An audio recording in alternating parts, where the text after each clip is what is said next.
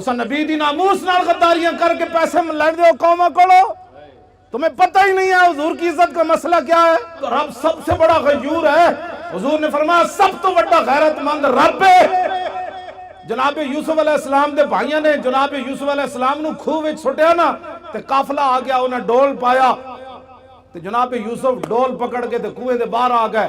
قالو یا بشرا ھذا غلام، وہ کہنے لگے وہ کتنی خوشخبری والی بات ہے، یہ وچوں بچہ خوبصورت نکل آیا.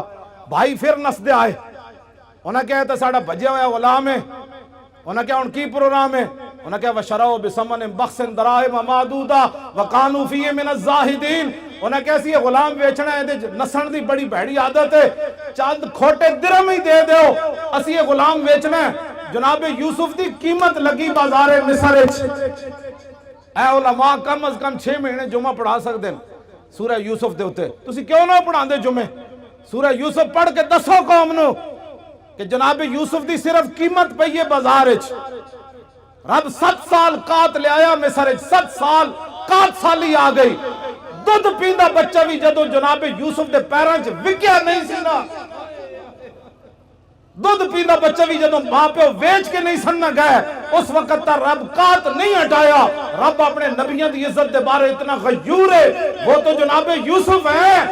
اور امام الانبیاء کی بات تو ہے ہی نرالی. اسے زندگی نو کچھ نہیں کرنا، اسے زندگی نو. حضرت خبیب بن عدی دی قبر ہے جی کدھر نشان؟ حضرت خبیب بن عدی صحابی رسول دی قبر دا نشان ہے. مشرکین مکہ نے آپ نو سولیوں تے بدھیا، پہلے سولیوں تے بن کے نا پھر انہاں پورے عرب نو بلایا. انہاں کیا امام الانبیاء دے غلامہ نے جدہ جدہ بندہ ماریا، جنہوں نقصان پہنچایا. ایک غلام قابو آ گیا خبیب بن عدی، اسی نو بند دیتا ہے سولیوں تے.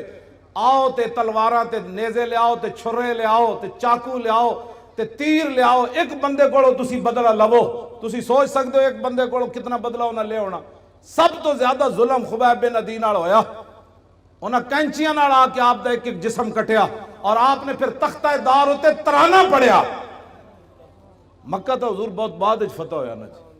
آپ نے جتھے مقام تنعیم ہے نا مسجد عائشہ، اس مقام ہوتے آپ نے تختہ دار جدو آپ دا جسم کٹ رہے سن نا اور دوروں ہٹ کے نشانہ بن رہے سن. لو تو نہیں سی نا، خبیب بن عدی دا جسم تا انسان والا ہی سی نا. دوروں ہٹ کے انہاں دے نشانہ باز، دوروں ہٹ کے آپ تے تلواراں نال آپ تے چھوڑے لا رہے سن. ایک ایک جسم نے ایک چھوڑے جو لکڑی دے چھوڑے لاندے انج لا رہے سن تے آپ انج تختہ دار ہوتے بدھے ہوئے سن. تے آپ نے انہوں نے ویکھ کے فرمایا تم کیا سمجھتے ہو کہ میں نے جن کا کلمہ پڑھا ہے میں بے وفائی کر جاؤں گا؟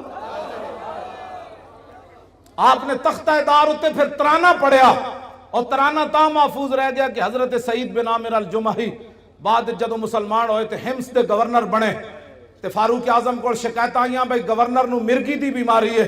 4 شکایتان اے علماء بیان کرو، اور کیوں نہ بیان کر دے تسی سیاست؟ انہوں نے کہا رسول اللہ 10 سال خود سیاست کی تھی، ممبر تے بھی حضور ہی بیٹھے، تخت تے بھی حضور ہی بیٹھے، عدالتہ بھی رسول اللہ دیا سن، بازارہ بھی حضور دا دین سی، کیوں نہیں تسی بیان کر دے؟ تو انہوں کمیٹیاں کہہ دیاں مولوی صاحب تسی سیاست دان ہو گئے ہو. انہوں نے کہا جس نبی دا میں کلمہ پڑھیا اور نبی نے سیاست کی تھی. یہ حضور تاں گل محفوظ رہ گئی کہ سعید بن عامر جڑے اس موقع تے موجود سن نہ جو کلمہ نہیں سی انہاں پڑھیا، بعد جو انہاں کلمہ پڑھ لیا. انہاں پھر صحابہ نو دسیا سی کہ انہاں نہ تے آپ نو جدو حضرت عمر کو 4 شکایتاں آئیاں نا بھئی انہوں مرگی دی بیماری، حضرت عمر نے حمص سے جو طلب کیتا. میں جدو حمص دی حدود داخل ہویا نا جی ملک شام جدو میں گئے سی تو میری اکھاں رون لگ پئیاں سن کہ اے او شہر ہے جدے وچ گورنر حضرت سعید بن عامر الجمحی. قبر میں نو نہیں ملی، میں اتھے حاضری ضرور دی خالد بن ولید دی قبر تے، آپ دی قبر میں نو مل گئی، میں اتھے حاضری دیتی. بہرحال سعید بن عامر الجمحی جدو حضرت عمر کو آئے نا 4 شکایتاں سن، انہاں وچ ایک مرگی دی بیماری. آپ نے فرمایا تو انہوں مرگی دی بیماری روزانہ ڈھائے پاندے ہو، بے ہوش ہو جاندے ہو؟ آپ نے عرض کی تھی نہیں. انہوں نے کہا پھر بے ہوش کیوں ہوندے ہو؟ فرمایا جدو جسم کٹیا جا رہے سی نا سولی تے بن کے، اس ویلے میں موجود سی تے میں جدو تصور کرنا میں بے ہوش ہو جانا. اتنا بڑا ظلم ہویا سی حضرت خبیب بن عدی نال. خبیب بن عدی نے تختہ دار ہوتے ترانہ پڑھیا، سنا دے ماں. لقد جمع الاحزاب حولی والبوا قبائلهم واستجمعوا كل مجمعی وكلهم مبدل عداوت جاہد علی لانی فی وساق بمضیعی وقد جمعوا ابناهم ونساهم وقربت من جزع طويل ممنعي وقد خيروني الكفر والموت دونا وحملت عيناي من غير مجزعي فلست بمبد للعدو تخشعا ولا جزعا إني إلى الله مرجعي وما بي حذار الموت انی لمیت ولیکن حذاری جحم نار ملفعی. جب آپ کا جسم کٹ رہے سن تو اس شعر دا معنی میں فرمایا میں موت سے نہیں ڈرتا، موت تو ایک دن آنی ہے. وما بی حذار الموت انی لمیت، فرمایا موت میرا کچھ نہیں بگاڑ سکتی، آج نہیں تو کل تو اس نے آنا ہی تھا. ولیکن حذاری جحم نار ملفعی، میں تے اس جہنم دی اگ دے شولے کو ڈرنا جڑا پورا لپیٹ چ لے لوی گی. ہاں فرمایا موت سے میں نہیں ڈرتا، میں تو اس آگ سے ڈرتا ہوں کہ حضور سے بے وفائی ہو گئی تو پھر کیا ہوگا.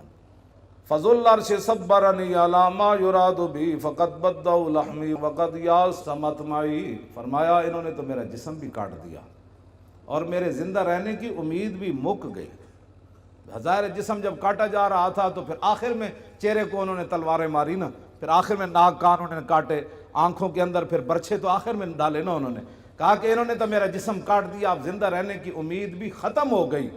آگے الاللہ اشکو غربتی ثم قربتی وما ارصد الاحزاب لی عند مسرعی. اب میری غریب الوطنی اور میرے اوپر جو ظلم ہو رہا ہے میں اس کی شکایت اپنے رب کی بارگاہ میں کر رہا ہوں. کیوں جی؟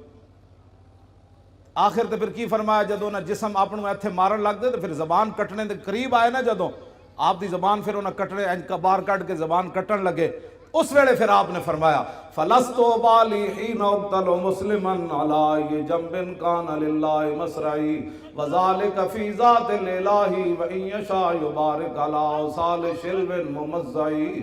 فرمایا میری زبان کاٹنے کے بعد اب یہ خاموش ہو جائے گی. فرمایا سن لو، مجھے تمہاری اب زبان کاٹنے کے قریب آ گئے، مجھے اس بات کی کوئی پرواہ نہیں تم میری زبان کاٹنے لگے ہو، اس لیے کہ میں دنیا سے محمد عربی کا غلام بن کے جا رہا.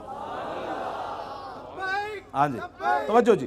فرمایا یہ سب کچھ میں اللہ رسول کے لیے برداشت کر رہا ہوں. وَذَلِكَ فِي ذَاتِ الْإِلَٰهِ وَإِن يَشَاء يُبَارِكْ عَلَىٰ أَوْصَالِ شِلْوٍ مُمَزَّعِي. فرمایا میرا جسم کاٹ کر تم تاڑیاں مار رہے ہو کہ ہم نے حضور کے غلام سے بدلہ لے لیا. فرمایا جس رب کے لیے میں نے یہ اذیتیں برداشت کی ہے نا، میرا رب قادر ہے میرے کٹے ہوئے جسم کو پھر جوڑ دے گا ایسے کر دے گا. بس یہ اسلام ہے.